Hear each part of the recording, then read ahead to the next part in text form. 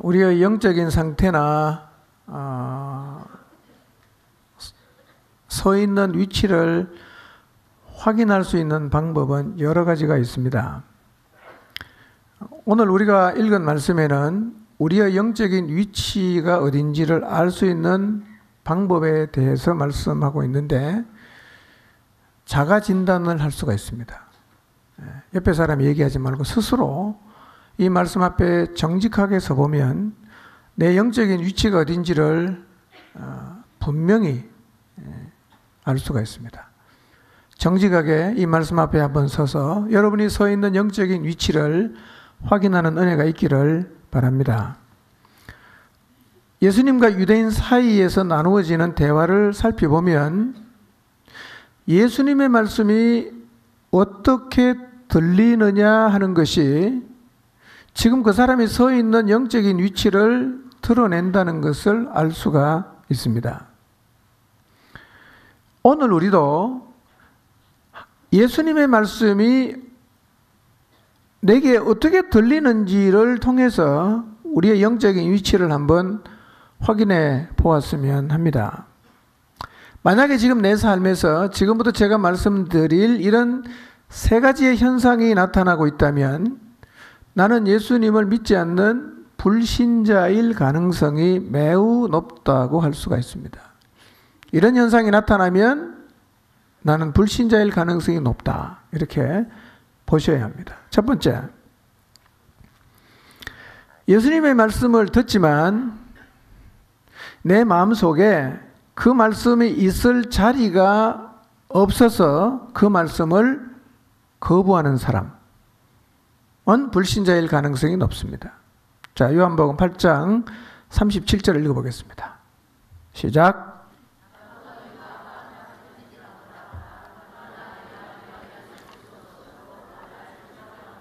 네. 예수님과 유대인이 대화를 나누는데 대화가 되지 않는 것을 우리가 지난 2주 동안 확인을 했습니다. 아무리 말해도 속 위에 경을 잃는 것 같습니다. 통하질 않아요. 그런 유대인들을 향해서 예수님께서 말씀하십니다. 내 말이 너희 안에 있을 곳이 없으므로 나를 죽이려 하는구나, 이렇게 말씀하셨어요. 요한복음 8장을 읽어보시면 실제로 유대인의 마음속에는 예수님이 계속 말씀하셨지만 그 말씀이 있을 곳이 없었어요. 이유가 뭐냐? 예수님을 안 믿었으니까요. 믿지 않는 사람의 마음에는 예수님의 마음이 있을 곳이 없습니다. 그래서 그들은 예수님과 대화를 하면서 예수님 말씀을 굉장히 많이 들었어요. 그런데 그 말씀이 그들의 마음에는 담기질 않았어요. 그 말씀이 담기지 않는 정도가 아니라 주님이 하신 말씀이 믿음의 근거가 되는 것이 아니라 신성을 모독하고 있다는 증거 자료가 될 뿐이었어요. 예수님 말씀을 다 모았다가 나중에 다 고발하는 거예요. 실제로 주님이 그들에게 하신 말씀은 그들이 예수님을 신성 모독자로 정죄하는 자료로 활용이 되었습니다. 말씀이 마음에 있을 곳이 없는 사람에게는 진리의 말씀이 이렇게 엉뚱하게 사용이 되는 거예요. 그때만 그랬냐? 그렇지 않습니다. 오늘날도 마찬가지입니다. 말씀이 마음에 있을 곳이 없는 사람은 늘 들은 말씀을 엉뚱하게 사용하는 거예요. 그래서 구원의 말씀인데 비방과 비난의 자료로 사용을 합니다. 그래서 하나님 말씀 앞에 이런 모습을 보인다는 것은 그 자신이 불신자임을 드러낸다고 할 수 있습니다. 내 마음에도 이 주님의 말씀이 있을 자리가 없는 것은 아닌지를 한번 돌아보시기를 바랍니다. 불신자에게서 나타나는 두 번째 현상이 있습니다. 그게 뭐냐? 예수님 말씀을 들어도 깨닫지를 못합니다. 자, 요한복음 8장 43절을 보겠습니다. 읽습니다. 시작. 어찌하여 내 말을 깨닫지 못하느냐? 이는 내 말을 들을 줄 알지 못함이로다. 유대인들은 예수님 말씀을 들었는데요, 깨닫지를 못합니다. 아무리 설명해도 깨닫지를 못해. 그러니까 대화가 접점을 찾는 게 아니라 평행선을 계속 거예요. 아무리 얘기를 해도 붙질 않습니다. 이유가 뭐냐? 깨닫지를 못하니까. 들리질 않는 거예요.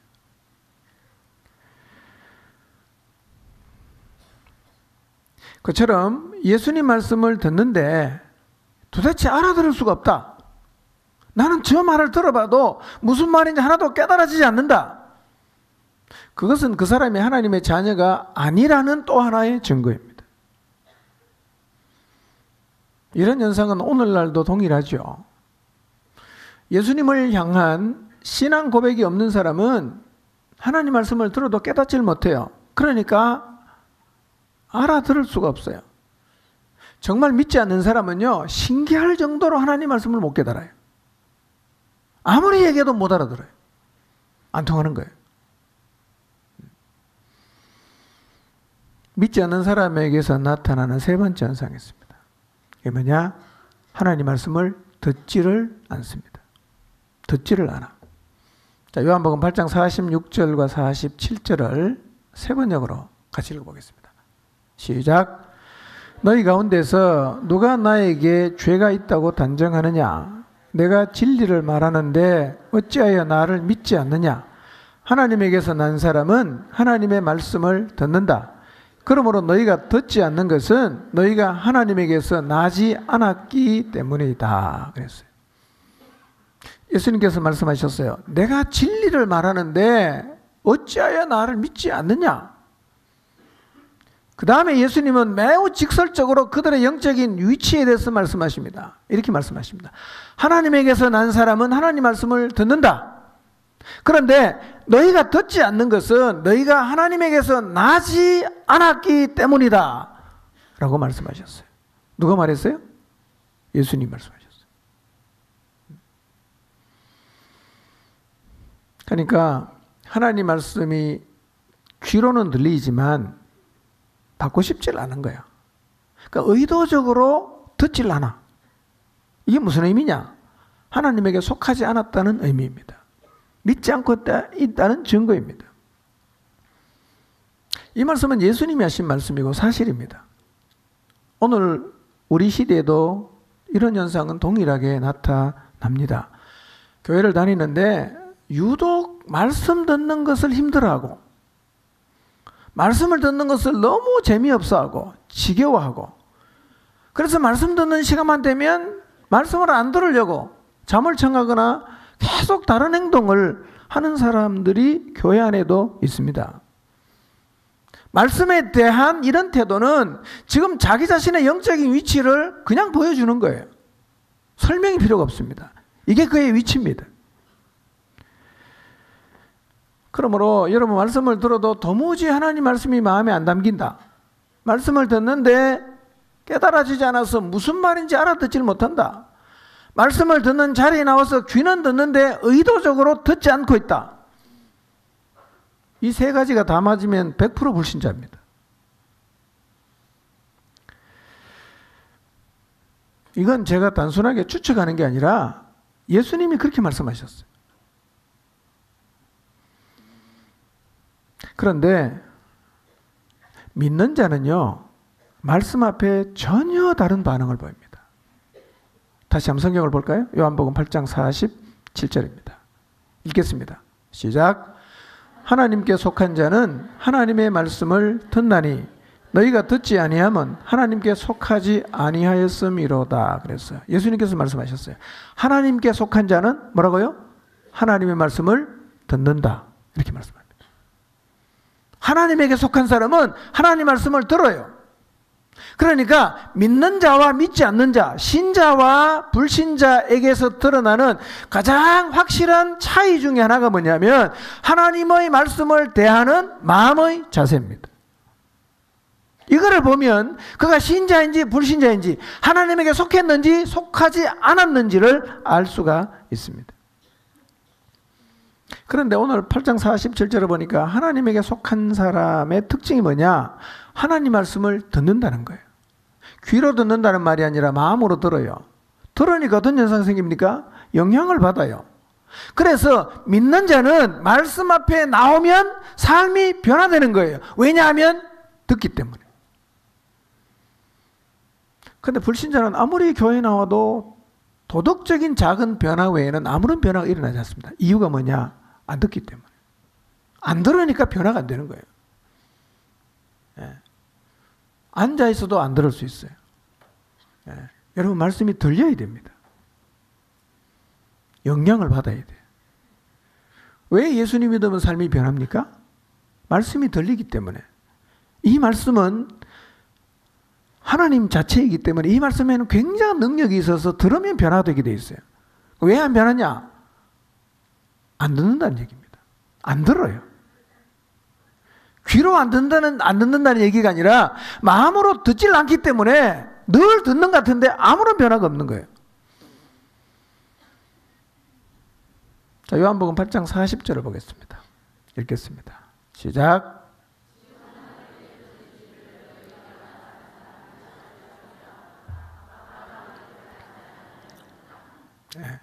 하나님의 말씀을 들어도 듣지 않는 사람은 어디까지 나가느냐 하면 말씀을 전하는 사람을 죽이려는 자리까지 나갑니다.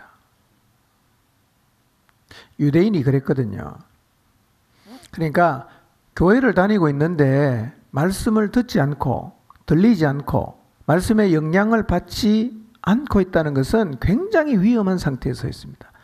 왜냐하면 유대인만 그런 게 아니라 우리도 유대인이 섰던 자리까지 나갈 수가 있어요. 네. 유대인이 섰던 자리까지 나갈 수 있습니다. 제가 볼 때는 오늘날 한국 교회에는 이런 일이 많이 생깁니다. 교회를 다니면서 믿지 않는 사람이 교회를 계속해서 뒤집어 엎어요. 네.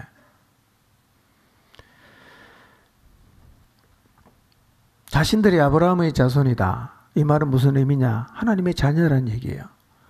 아브라함의 자손이다라고 주장하는 것은 우리는 다 믿는 자다. 그런 의미거든요. 그러니까 자기들이 하나님의 자녀라고 생각하면서도 그 하늘의 진리를 말하고 있는 예수님을 죽이려고 합니다. 그래서 예수님께서 그 유대인을 향해서 이렇게 말씀하십니다. 너희 조상 아브라함은 이렇게 하지 않았다. 말합니다. 너희 조상 아브라함은 하나님의 말씀 앞에 너희와 같은 태도를 보이지 않았다. 이렇게 말씀하십니다. 그러면 아브라함은 어떻게 했어요? 아브라함은 실제로 말씀 앞에 어떤 태도를 보였나요? 하나님을 믿었던 아브라함은 진짜 예수님 말씀처럼 유대인과는 달랐어요. 아브라함은요, 하나님 말씀을 다 받아들였어요. 아브라함의 인생은 오직 말씀에 근거한 인생이었어요. 여러분, 아브라함은 하나님의 말씀을 따라 갈대아 우르를 떠났어요. 당시 고대 사회에서는 자신이 살고 있는 문화권을 벗어난다는 것은 죽음을 의미할 정도로 대단한 모험이에요. 요즘처럼 쉽게 이사를 갈 수 있는 때가 아니었단 말이에요. 그러니까 아브라함이 하나님이 가라고 한다고 덜렁 일어나서 다 짐 싸들고 나가는 것은 그 시대 사람의 관점으로 보면 이건 완전히 미친 행동입니다. 미친 거예요. 제정신이면 그렇게 할 수가 없는 거예요. 근데 아브라함은요, 하나님이 말씀하심에 근거해서 고향과 친척과 아비집을 떠났어요. 히브리서 11장 9절을 보겠습니다. 읽습니다. 시작.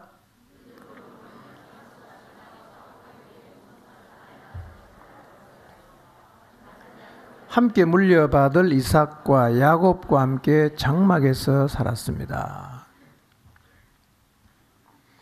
여러분, 아브라함은 세계 인류 최초 문명의 발상지인 메소포타미아 문명 안에 있는 갈대아 지방의 우르라는 도시에서 세상의 문화를 다 누리며 살았던 사람입니다. 지금부터 한 4,000년 전인데 그때 무슨 문화가 있겠나.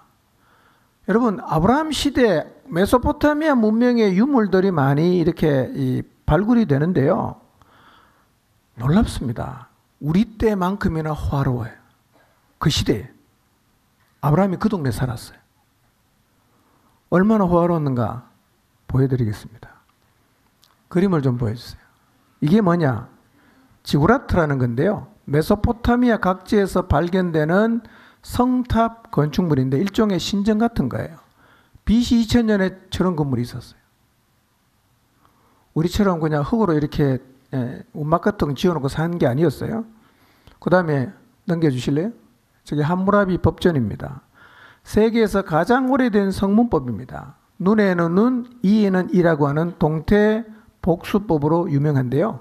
1901년도 말에 프랑스 탐험대가 페르시아 수사에서 발견했습니다. 현재 루브르 박물관에 보관이 되어 있습니다. BC 1700년 겁니다. 한번 계속 넘겨주실래요? 이게 뭐냐면 놀이기구입니다. 저거 갖고 놀았어요. 우리나라는 BC 2000년에 뭐 했죠? 제가 어릴 때만 해도 그냥 흙에서 돌 가지고 놀았어요. BC 2000년에 저러고 살았어요. 아브라함이 저 문화권 안에서 살았습니다. 계속 보여주실래요? 대단하죠? 네. 작년에 저런 쓴 게 아니라 BC 2000년에 썼습니다. 계속 보여주세요. 네. 인장들, 도장들입니다. 또 있나요? 네. 접시. 또 넘겨주실래요? 그릇들 보세요. 대단하지 않습니까? 네. 사라가 있던 귀걸이가 이런 겁니다. 목걸이. 이런 거 하고 살았어요. 네. 자, 이렇게 발달된 고도의 문명 한가운데 살았던 아브라함, 하나님이 불러서 갈대아 우르를 떠나라고 하셨어요. 그럼 아브라함이 어디가 살았어요? 가나안 땅에 살았잖아. 그 좋은 문화 속에 살고 있던 삶을 다 내려놓고 하나님이 말씀하시니까 아브라함은 순종해서 갔어요. 성경은 이렇게 표현합니다. 장막에 살았다 이렇게 표현합니다. 장막에 살았다는 말은 한 곳에 집을 지어놓고 완전히 정착하지 못하고 나그네처럼 살았다는 얘기입니다. 무엇 때문에 그 좋은 문화권에서 문명을 누리고 살다가 다 그냥 내려놓고 아무것도 없는 그냥 먼지가 풀풀 나는 사막 같은 곳에 가서 아브라함이 살았을까요? 이유가 뭡니까? 딱 하나예요. 하나님이 말씀하시니까. 아브라함은 순종했어요. 이것만 있는 게 아니라 아브라함 인생을 돌아보면 100세에 낳았던 귀한 아들 이삭 하나님이 번제로 드려라. 그러니까 두말 없이 사흘 길을 모리아에 가서 그 산에서 아들을 번제로 바쳤어요. 쉬운 일이겠어요? 아들 10명이라도 하나 못 바칩니다. 다 버릴 자식이 없어. 손꼽아 보니까. 딱 하나. 독자. 100살에. 얼마나 귀하겠어요? 바쳐라. 갑니다. 제정신이 아닌 것 같아요. 그 전에 어떤 일이 있었는가? 하도 사라가 자식을 못 낳으니까 몸종이었던 하가를 아브라함에게 붙여갖고 하나 낳았어요. 이름이 뭐죠? 이스마엘. 그 자기 아들이잖아. 어느 날 하나님께서 하갈과 이스마엘을 쫓아내라. 아브라함이 어떡합니까? 그냥 해요.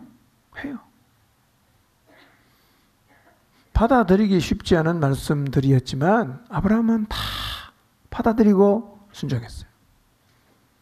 이것이 유대인의 조상 아브라함의 말씀 앞에 보이는 태도였단 말이에요. 그리고 사실은 하나님을 믿는 모든 사람의 자세가 이러해야 합니다. 여러분, 믿는 사람은 말씀을 들으면 깨달아져요. 믿는 사람은 말씀을 들으면 받아들여집니다. 그래서 행동합니다. 그게 뭐냐? 순종이에요. 믿는 사람은 말씀을 들으면 지겨워하지 않습니다. 오히려 그 말씀을 사모함이 마음 안에서 너무 큰 거예요. 시편 119편 103절을 같이 한번 읽어보겠습니다. 읽습니다. 시작. 말씀의 맛이 내게 어찌 그리 단지요 내 입에 꿀보다 더 다니이다. 이 말씀이 이해가 되는 사람은 믿는 사람일 가능성이 높고 이게 무슨 얘기인가? 라고 하는 사람은 안 믿고 있을 가능성이 많아. 그 성경 읽으면 잠만 오던데 뭘 그렇게 꿀처럼 달단 말인가?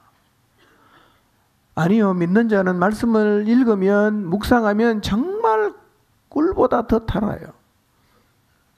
말씀의 맛을 압니다. 그래서 고백하는 거예요. 주의 말씀의 맛이 내 입에는 꿀보다 더 달다. 여러분, 예수님을 믿는 사람이 하나님의 말씀을 지겨워하는 것은 있을 수가 없는 일이에요. 그럴 수가 없어요. 물론 예외는 있죠. 정말 심각한 영적인 병에 걸리면 일시간에 그럴 수는 있어요. 그러나 변함없이 말씀이 지겹다. 불신자입니다. 신자는 그럴 수가 없습니다. 제가 하는 얘기가 아니고 예수님이 그렇게 말씀하셨어요. 반복해서 말씀하십니다. 시편 119편 14절에서 16절을 보겠습니다. 읽습니다. 시작. 내가 모든 재물을 즐거워함같이 주의 증거들의 도를 즐거워하였나이다. 내가 주의 법도들을 작은 소리로 읊조리며 주의 길들에 주의하며 주의 율례들을 즐거워하며 주의 말씀을 잊지 아니하리다. 예. 이 믿는 사람이 말씀 앞에 보이는 태도란 말이에요. 재물을 즐거워함 같이 내가 주의 증거에 또 말씀을 즐거워했다는 거예요. 즐거워하니까 이 말씀을 계속 읊조리는 거예요. 작은 소리로 계속 묵상한다는 말이에요. 그러니까 주의 길들을 주의합니다. 그리고 주의 율례를 즐거워합니다. 주의 말씀을 잊지 않겠습니다. 이게 믿는 자들이 하나님 말씀을 대하는 태도입니다.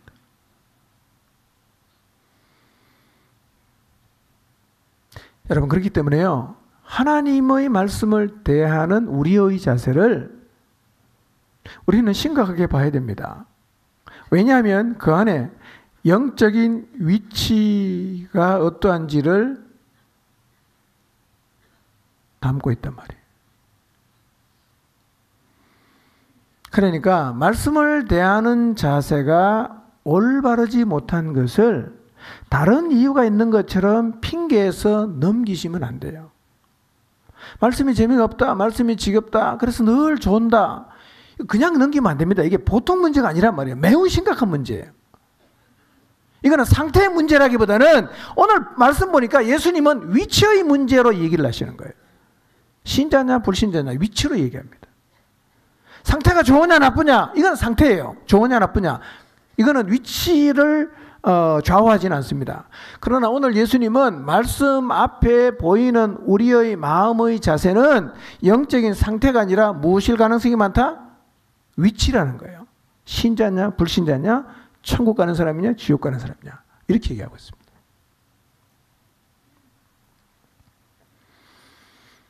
그래서 예수님의 말씀을 받아들이고 그 말씀에 거한다는 것은 굉장히 의미가 있는 일입니다. 그냥 말씀을 잘 듣는다, 이것 훨씬 이상의 의미가 있습니다.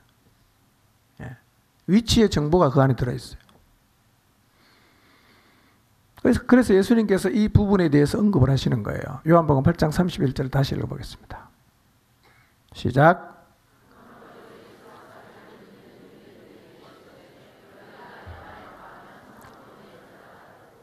네. 자기를 믿은 유대인들에게 주님이 하신 말씀, 너희가 내 말에 거하면 참으로 내 제자가 된다. 이 말씀을 예수님이 누구한테 했다고요? 자기를 믿은 유대인. 여기서 믿었다고 하는 의미를 제가 지난주에 설명드렸는데 간단히 다시 설명하면, 유대인과 예수님이 논쟁을 할 때 주변에 사람들이 있었어요. 근데 논쟁이 계속 벌이고 있는데 두 쪽 얘기를 다 듣고 있던 사람 중에 예수님의 편에 서기로 자기 자신의 입장을 결정한 사람들, 예수님 말씀이 옳다는 정도로 인지하고 있는 사람, 그러나 아직 주님에게 전폭적인 신뢰를 드릴 준비는 되어 있지 않는 사람이 31절에 말하는 자기를 믿은 유대인들이에요. 동의는 합니다. 인지는 했어요. 저 사람 말이 맞는 것 같다, 그 정도까지 됐어요. 그 사람에게 예수님께서 말씀하십니다. 내 말에 거하면 너희가 뭐가 된다? 내 제자가 된다. 그렇게 말씀을 하셨어요. 자, 말씀에 거한다는 의미 두 개 말씀드렸는데 기억나시나요? 첫째 의미가 뭐였어요? 여러 상황들에서 사람들이 조언을 많이 해준단 말이에요. 그 많은 사람들의 조언을 다 뒤로 하고 오직 뭘 선택하는 거예요? 예수님의 말씀을 선택하는 것이 무슨 의미다? 말씀에 거한다는 의미입니다. 두 번째 의미는 뭐라고 했어요? 삶의 모든 근거를 어디다 둔다? 말씀에 두고 살아가는 사람을 일컬어 하나님 말씀에 거한다고 할 수가 있어요.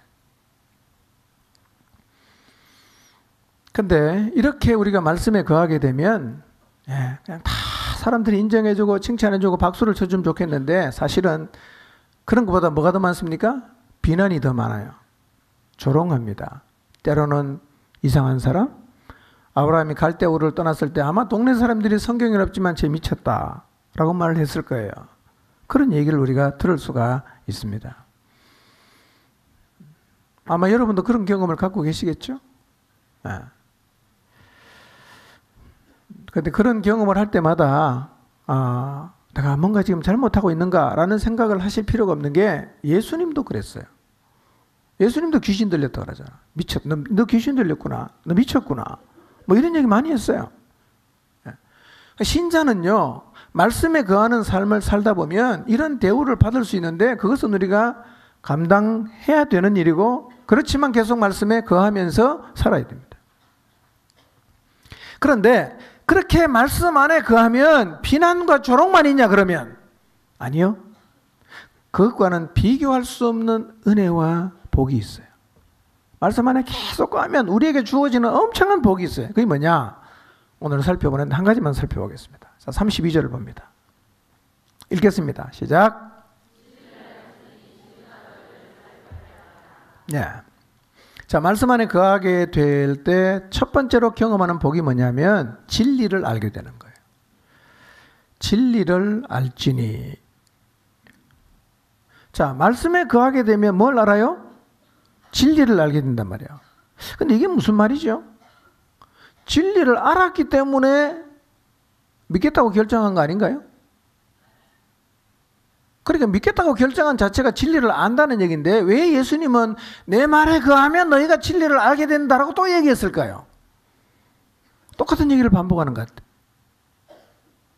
이런 의미입니다. 알지니라는 말은 헬라말로 기노스코라는 말입니다. 기노스코. 무슨 뜻이냐? 알다, 이해하다. 그런 뜻입니다. 근데 이 기노스코라는 단어는 어떤 의미로 주로 많이 사용되느냐면 경험하다, 배우다, 알게 되다 이런 뜻이 있어요. 이런 의미입니다.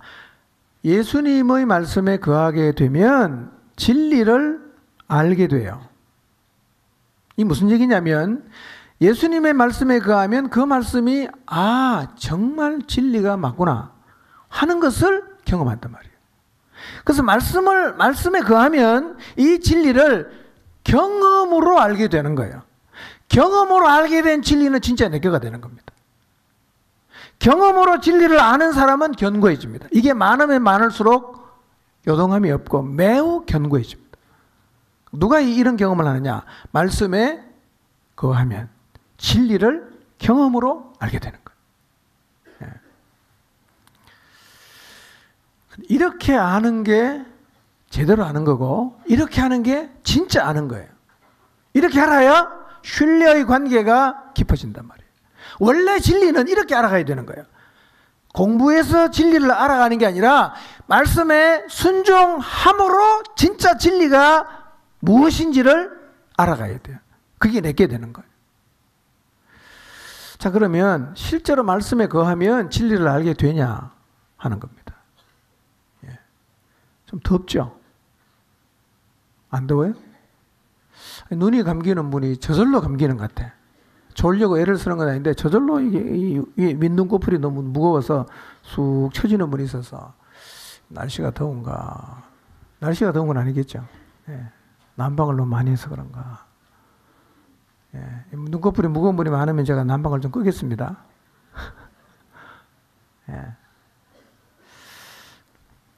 자, 그러면 말씀에 거하면 진짜 경험으로 진리를 알게 되냐? 성경이 진짜 그런 게 있냐? 확인해 봐야 되잖아. 확인해 보겠습니다. 말씀에 거하면 그 진리를 경험으로 알 수가 있냐? 있어요. 성경에 너무 많습니다. 여러분의 삶도 돌아보면 많을 거예요. 자, 먼저 성경에서 말씀에 거함으로 진리를 알게 된 사례 몇 가지만 살펴보겠습니다. 누가복음 5장 4절에서 10절 같이 읽어보겠습니다. 좀 크게 읽겠습니다. 그럼 잠이 확 달아날 거예요. 시작.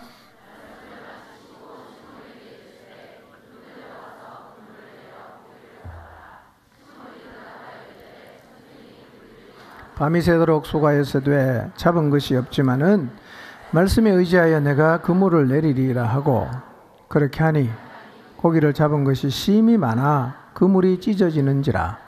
이에 다른 배에 있는 동무들에게 손짓하여 와서 도와달라 하니 그들이 와서 2배 채움에 잠기게 되었더라.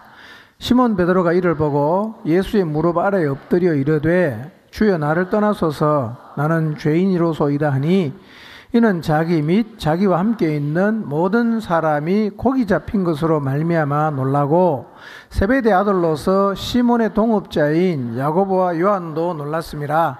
예수께서 시몬에게 이르시되 무서워하지 말라. 이제 후로는 내가 사람을 취하리라 하시니. 유명한 얘기, 잘 아는 얘기입니다. 게네사렛 호숫가에서 있었던 일입니다. 시몬 베드로와 몇 사람이 그 게네사렛 호수 갈릴리 바다에서 밤새도록 고기를 잡았는데 하여튼 그날따라 한 마리도 못 잡았어. 피곤한 몸으로 그물을 싣고 있는데 예수님이 오셨어요. 그리고 시몬의 배를 타고 모여있던 무리들에게 말씀을 다 가르친 다음에 시몬에게 이렇게 말씀하십니다. 시몬아, 깊은 데 가서 그물을 내려라. 이렇게 말씀하셨어요. 시몬 베드로가 대답합니다. 선생님, 우리들이 밤이 새도록 수고를 했지만 잡은 게 없습니다. 그렇지만 말씀에 의지해서 내가 그물을 내리겠습니다 하고 그물을 내렸어요. 근데 고기가 너무 많이 잡힌 거예요. 당겨 올리니까 그물이 찢어질 정도로 고기가 많이 잡혔어요.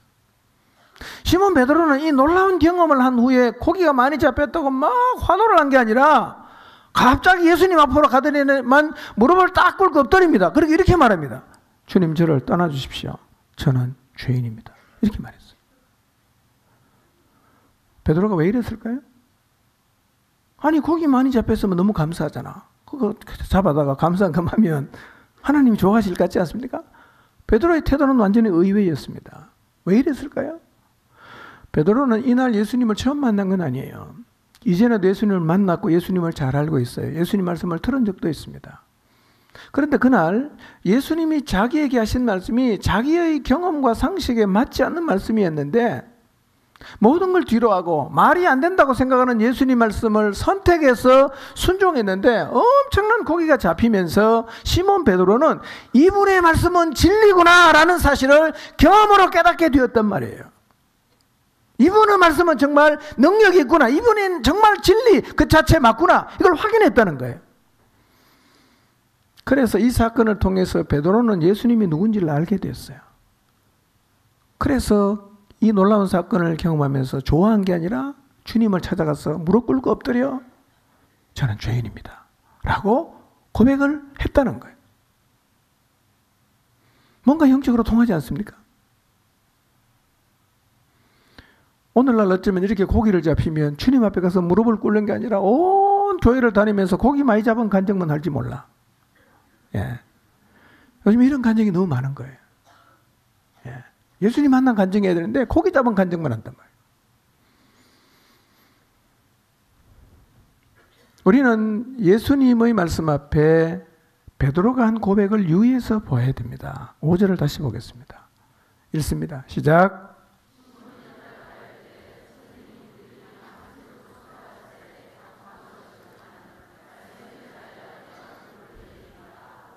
네. 어부 출신이, 직업이 어부요. 고기 잡는 사람. 밤새도록 잡았어. 한 마리도 없어. 그러면 지금 또 내린다 고기 잡힐 가능성이 있습니까? 없죠. 내릴 이유가 없는 거예요. 말도 안 되는 얘기예요. 근데 그물을 내립니다. 뭐라고 말씀하고 내립니까? 주님의 말씀에 의지해서 제가 그물을 내리겠습니다. 여러분, 이런 자세가 오늘 우리에게도 필요해요. 우리도 하나님이 주시는 말씀 앞에 설 때 때로는 우리의 상식과 경험이 말이 안 맞아. 내 살아온 인생 경험을 비춰보니까 너무 말이 안 돼. 그래서 우리는 예수님 말씀을 잡는 게 아니라 우리의 경험과 상식을 잡을 때가 참 많아요. 근데 우리가 베드로처럼 그런 상황에서도 예수님 말씀을 경험하면, 순종하면 뭘 경험하느냐? 이 말씀이 진짜 진리구나. 이 말씀에는 진짜 놀라운 능력이 있구나. 이 말씀이 하나님이라는 말은 진짜 사실이구나 하는 것을 알게 돼요. 뭘로? 머리로 하는 게 아니라 경험으로 하는 거예요. 이건 내게 되는 거예요. 이런 일이 우리의 삶에서 반복해서 일어나면 매우 견고해진다. 그런데 주님의 말씀에 거하면 이런 역사는 오늘날에도 일어납니다. 언제라도 이 자리에 서면 우리는 경험을 통해서 진리를 알게 되고 경험을 통해서 그분이 정말 하나님의 아들이라는 사실을 알게 되어 있습니다. 왜 이런 일이 안 벌어지냐? 말씀에 의지하시려나? 내 경험에 의지해. 내 지식에 의지해.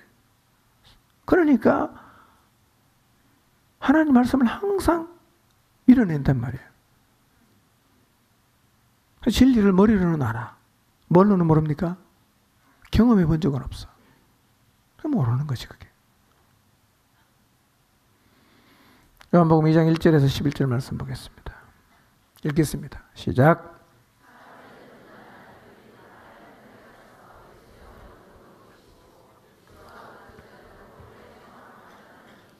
포도주가 떨어진지라 예수의 어머니가 예수에게 이르되 저들에게 포도주가 없다 하니 예수께서 이르시되 여자여 나와 무슨 상관이 있나이까 내 때가 아직 이르지 아니하였나이다. 그의 어머니가 하인들에게 이르되 너희에게 무슨 말씀을 하시든지 그대로 하라 하니라. 거기에 유대인의 정결 예식을 따라 두세 통 드는 돌 항아리 6이 놓였는지라.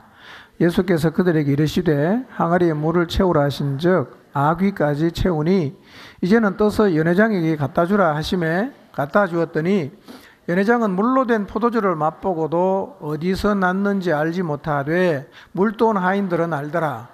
연회장이 신랑을 불러 말하되 사람마다 먼저 좋은 포도주를 내고 취한 후에 낮은 것을 내거늘 예수께서 이 첫 표적을 갈릴리 가나에서 행하여 그의 영광을 나타내심에 제자들이 그를 믿으니라 그랬어요.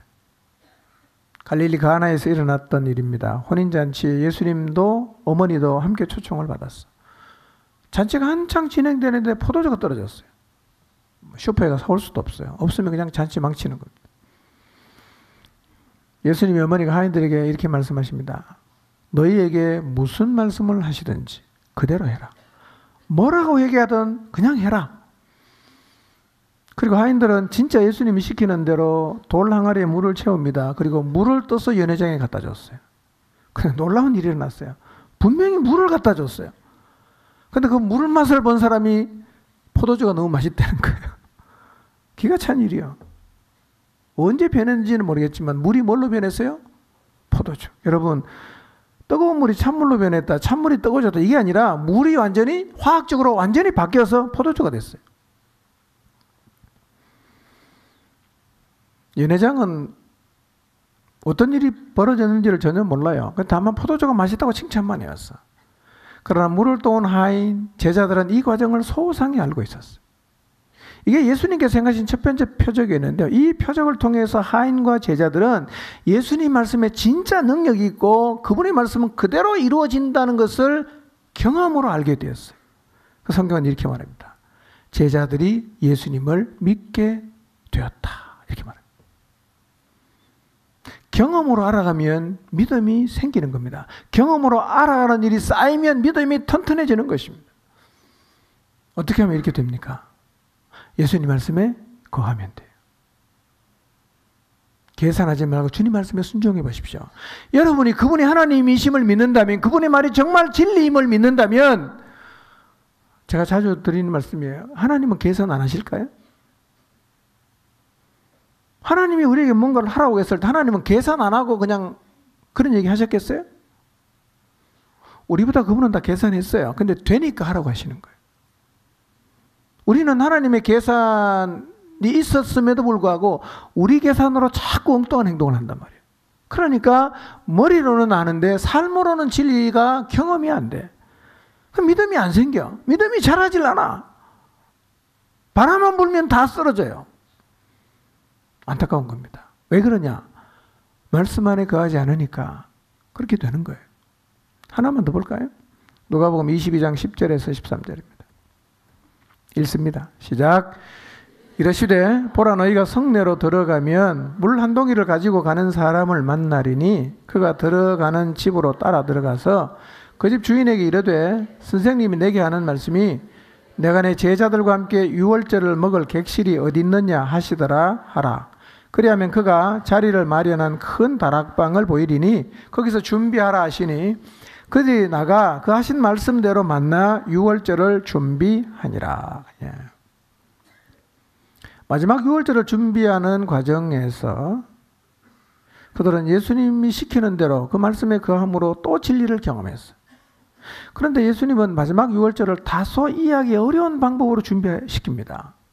제자들에게 말합니다. 너희가 성내로 들어가면 물 한 동이 지고 가는 사람이 있을 거다. 따라가라.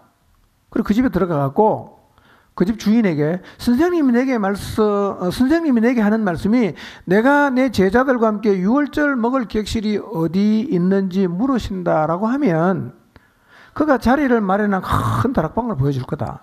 거기다가 우리 마지막 유월절 만찬을 준비해라. 이렇게 말씀하셨어요. 순종하기 쉬워요? 어려워요? 가면 물동이 지고 가는 사람이 3명이 나타날 수도 있잖아. 그럼 누구를 따라가요? 그 낯선 사람 찾아가갖고 그런 얘기 한다는 자체가 너무 좀 생뚱맞지 않습니까? 근데 제자들은 하여튼 예수님이 시키는 대로 했어요. 가니까 진짜 물 한 동이를 지고 가는 사람이 있어. 만났어요. 그 집에 따라 들어갔습니다. 시키는 그대로 했어요. 다락방 주는 거예요. 그럼 제자들이 어떤 느낌을 받았을까요? 아, 이분은 말씀하신 대로 다 책임지시는 분이구나. 이분의 말씀은 순종하면 다 이루어지는구나 하는 것을 경험하고 그것만 경험하는 게 아니라 그 말을 하신 분이 누군지에 대해 더 큰 확신을 갖게 되지 않았습니까? 않았겠습니까? 여러분, 말씀에 거하면 경험으로 진리를 알게 되는 것은 공식하고 똑같습니다. 그대로 되게 돼 있어요. 네. 수학 공식하고 똑같아요. 거하면 진리를 어떻게 한다? 경험을 하는 거예요. 이게 제자들에게만 해당되는 이야기는 아니겠죠? 오늘 우리에게도 동일하게 경험됩니다. 여러분의 삶도 돌아보면 이런 일이 많이 있을 것입니다. 저도 돌아보니까 많아요. 자, 여러분의 삶 속에 베드로처럼 이거는 내 어부 입장에서 말이 안 된다 는 생각이 분명히 들었지만 말씀에 의지해서 순종함으로 하나님을 경험했는데 이런 경험이 여러분의 삶 속에서 있었던지를 한번 생각해 보십시오.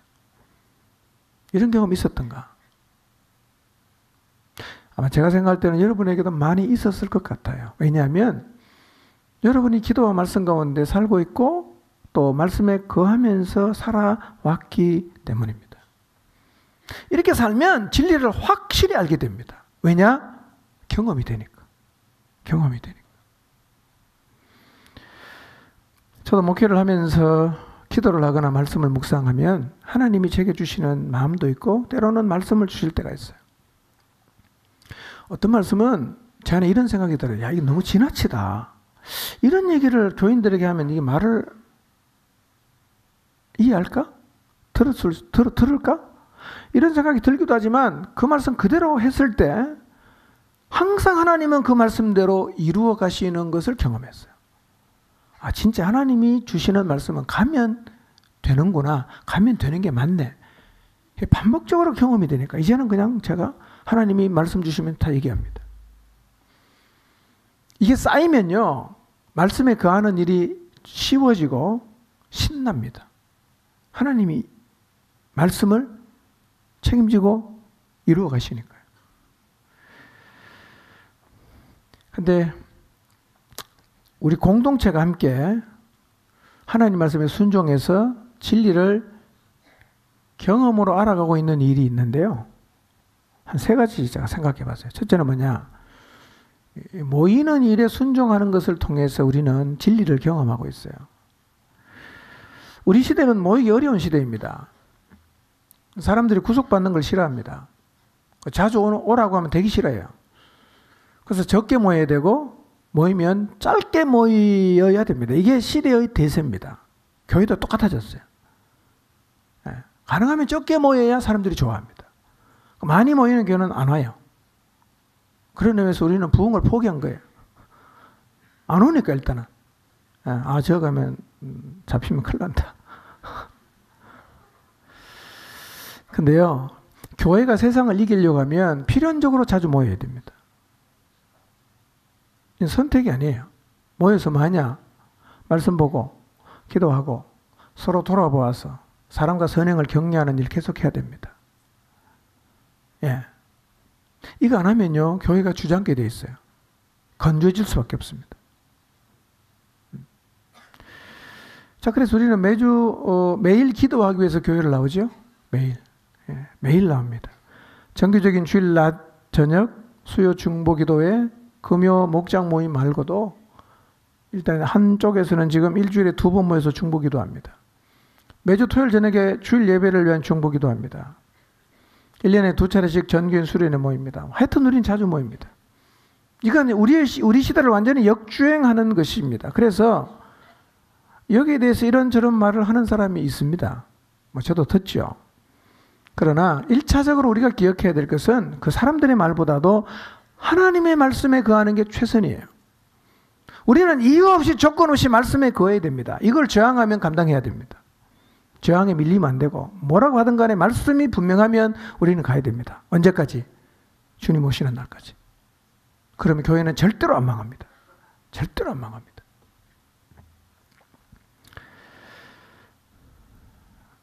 이렇게 하면 부흥하기 좀 어렵습니다. 저도 알고 있어요. 근데 우리가 시대를 역주행하는데 어떤 경험을 합니까? 교회가 망하지 않잖아. 더 건강해지잖아. 각 사람의 생명력을 갖고 있잖아. 세상에 밀리지 않잖아. 이게 원래 교회 아닙니까? 원래 교회가 이런 데예요. 하나님 말씀이 옳은 겁니다. 여러분, 모이는 게 사소한 문제 같지만요, 여기에서 밀리면 교회는 주저앉습니다. 여러분, 만약 일주일에 한 번 주일 낮에만 딱 나고 전혀 교회 안 나오고 기도도 안 하고 한번 살아보세요. 여러분의 영적인 상태가 어떻게 되는가? 예, 건조주의보 내립니다. 불납니다. 거기는요. 매우 건조하게 돼 있어요. 그리고 그런 사람이 하나님 나라를 위해서 살 수 있는 일은 아무것도 없습니다. 연명하는 거예요. 그거는. 예. 일주일에 한 번 나와가 여러분 신앙 유지가 됩니까? 세상이 어떤 곳인데요? 예. 여러분 주일 말씀 듣고 바깥에 나가서 3시간만 있어 보세요. 말씀 다 까먹습니다. 일주일 어떻게 살아야 돼요?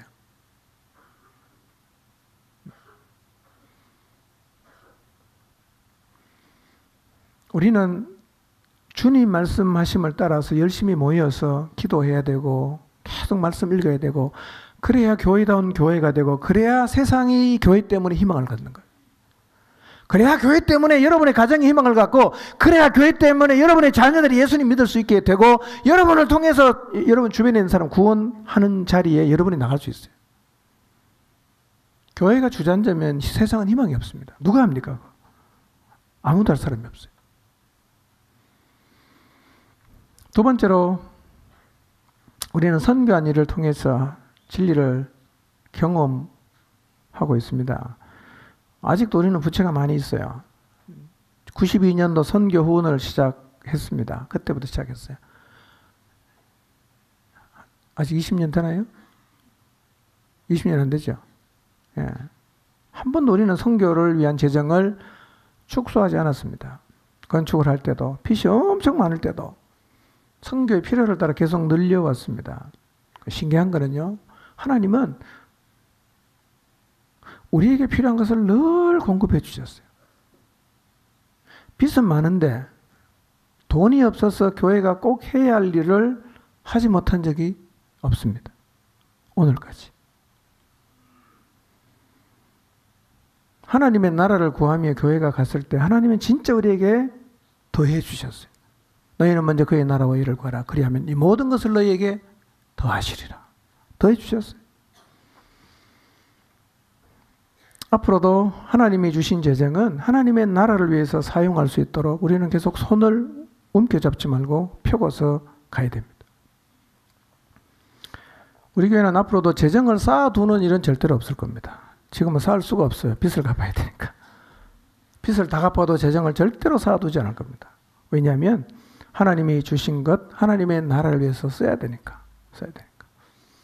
채워주시는 경험을 너무 많이 했어요. 이렇게 살면 된다. 라는 확신을 저도 여러분도 다 갖고 있습니다. 말씀대로 가면 하나님이 책임지는 것을 우리는 경험으로 알아가고 있습니다. 마지막으로 사소하지만 우리가 매사의 말씀대로 순종하는 것을 통해서 진리를 알아가고 있습니다. 아직도 부족한 게 많아요. 그러나 우리 모두가 하나님 말씀에 순종하려고 몸부림을 치고 있습니다. 기도와 말씀 묵상하는 일을 지속하려고 정말 노력하고 있어요. 우리의 자녀들, 우리의 땅에서 키우기 위해서 굉장히 노력을 하고 있습니다. 자녀에게 신앙을 전수해 주기 위해서도 많이 노력을 하고 있습니다. 교회다운 교회를 세우기 위해서 성령님이 주시는 감동에 순종하고 또 하나님이 주시는 말씀에 순종하려는 노력을 하고 있습니다. 이런 노력은 매우 작은 일처럼 보일 수 있어요. 그러나 이것들이 한 사람의 인생, 한 가정과 그리고 교회 공동체의 건강에 결정적인 영향을 미칩니다. 여러분, 이런 일 굉장히 사소할지 몰라요. 매일 기도하자, 성경 보자, 자녀를 우리 땅에서 키워야 된다, 신앙을 전수해 줘야 된다. 뭐 작은 일처럼 보일지 모르지만 사실은 이게 쉽지 않은 게요. 다 시대를 거슬러 가는 거예요. 이 시대와 거꾸로 가는 겁니다.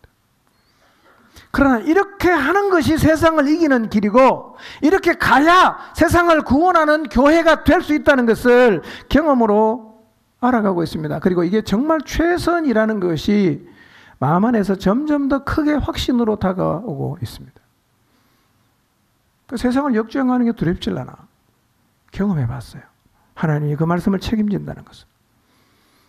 우리는 주님 앞에 서는 날까지 이 자세를 잊지 않아야 합니다. 앞으로도 우리 인생 가운데 우리 공동체의 사역 속에서 하나님이 말씀하신 게 명확하다면 세상이 다 반대해도 우리는 말씀에 거하는 삶을 살아야 됩니다. 비난 괜찮습니다. 모욕 괜찮아요. 예수님은 팔복 입으십시오. 그런 사람이 복이 있다 그랬습니다. 저도 말씀대로 살려고 애를 쓰는데 막 비난받으면 화가 났어요. 근데 성경 읽어보니까요. 주님이 그게 복이래요. 그게. 복이니까 뭐 상관없죠. 이제 우리 각자의 삶을 한번 돌아봅시다. 나는 지금 말씀에 거하고 있는가? 여러분의 삶을 한번 돌아보십시오. 나는 말씀에 거하고 있는가? 2018년을 마무리하는 12월의 마지막 주일입니다. 2018년을 한번 돌아보십시오. 그리고 여러분이 말씀에 거함으로 진리를 경험으로 알게 된 영역 많겠지만 한번 생각해 보세요.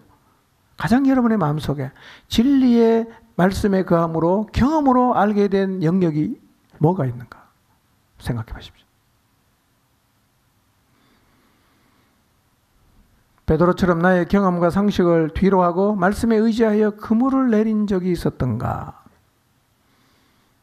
맞은편 마을에 가서 나귀 새끼를 풀어서 끌고 오라시는 다소 이해되지 않는 말씀에도 내가 순종해서 그 말씀이 옳다는 것을 경험한 적이 있었던가? 세상을 뒤로 하고 삶의 우선순위를 기도와 말씀에 두므로 정말 그것이 내 영혼을 살게 한다는 경험을 한 적이 있었던가? 오직 주님 말씀만 믿고 붙잡고 따른 적이 있었던가를 한번 돌아보시기를 바랍니다. 우리 안에 이런 경험이 많아야 됩니다. 많으면 많을수록 더 확신차게 하나님 말씀에 거하는 삶을 살아갈 수가 있습니다. 제가 가만히 생각해 보니까요. 우리가 신앙생활을 하면서 뭘 노력해야 되냐? 이걸 노력해야 돼요. 말씀에 거하려고 노력해야 됩니다. 말씀에 거하겠다고 결단해야 됩니다. 이게 늘 우리의 삶의 이슈입니다. 목회에서 가장 중요한 게 뭐냐? 저는 이것 같아요. 말씀 안에 거하는 교회가 되게 하는 것. 저는 이것이 목회에서 가장 중요한 영역이 된다는 생각을 하게 되었습니다.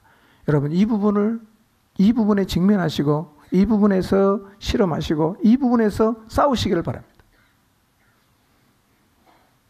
이제 이해가 되고 누가 봐도 공감할 수 있는 부분뿐만 아니라 경험과 상식을 벗어나고 반대와 비난에 직면하는 일이어도 오직 말씀에 거함으로 하나님 말씀이 정말 진리라는 사실을 더 많이 경험해서 더 확신차게 말씀에 거하는 하나님의 사람들로 살아가시기를 주님의 이름으로 축원합니다.